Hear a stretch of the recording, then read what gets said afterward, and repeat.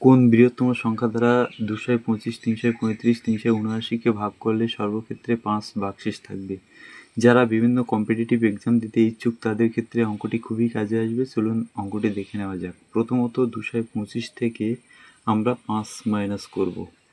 225 থেকে মাইনাস করে দেব, তাহলে এখান থেকে বিয়োগফল পাবো 220 এবং 300 থেকে বিয়োগ করব 5, তাহলে বিয়োগফল পাবো 330। এবং 3 নম্বর পয়েন্ট হচ্ছে 379 থেকে আমরা বিয়োগ করব 5, এক্ষেত্রে বিয়োগফল পাবো 374।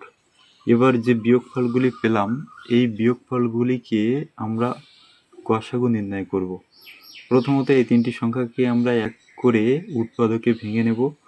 220কে উৎপাদকে ভাঙলে আমরা পাবো 11 দিয়ে ভাঙলে 11, 20, 220, 5 দিয়ে ভাঙবো, তাহলে 5 দিয়ে 20কে ভাগ করলে 4 × 5 = 20, আর 4কে 2 দিয়ে ভাঙলে 2 × 4। তাহলে আমরা পাচ্ছি 11 × 5 × 2 × 2।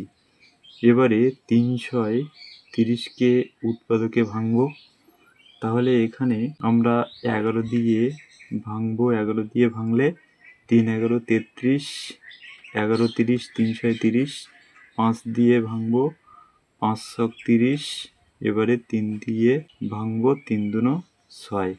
তাহলে এখান থেকে আমরা পাচ্ছি 11 × 5 × 3 × 2। এর পরের সংখ্যাটি হলো 374।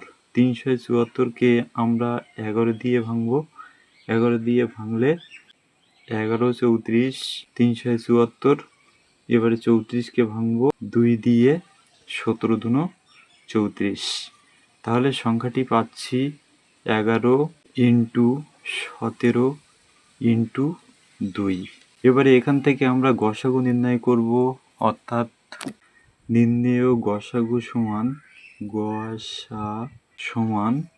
11 × 2 সমান 22, অর্থাৎ বৃহত্তম সংখ্যাটি সমান 22।